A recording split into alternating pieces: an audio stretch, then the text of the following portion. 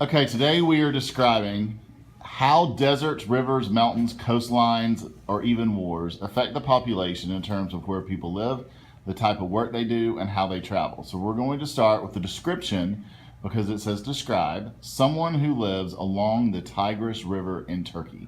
So we have someone who's going to give us that information. Smythe is a blacksmith. He has a well for drinking water.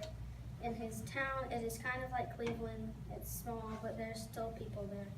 It's not flat where he lives. He lives in a small home by himself, but he has the things to supply his needs.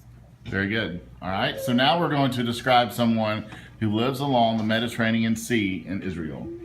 Who's that? They would have farmland, and they could also do like fishing and stuff, and they would also have to do desalination. I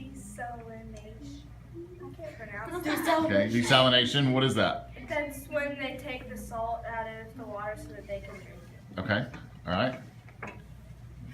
All right, so next we're going to describe someone who lives along the Persian Gulf in Iran.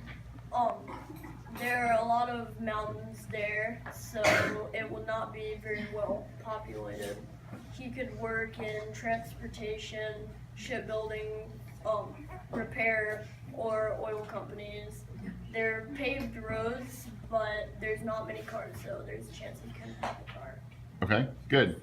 All right, next we're going to describe someone who lives in the middle of Saudi Arabia. They live inside of clay homes because they probably won't find wood in the desert. And they probably sell camels for money because there's not much you could do. And they probably ride camels because I don't think they can have cars or roads there. Okay, good. All right, describe someone who lives in the mountains of Kurdistan. Angel? Okay, they would probably live in the valley. They could be a power worker or a miner, and you would travel by foot or car. Okay, good. All right. The next one is the tricky one. Describe someone who lives in ISIS-controlled territory in Syria. If you lived in ISIS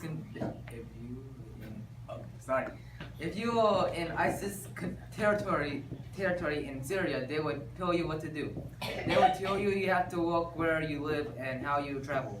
For example, they would make you farm for them. Okay, all right, good. So all of that is by force. That was the point of that. And then describe someone who lives in a resort in northern Turkey along the Black Sea.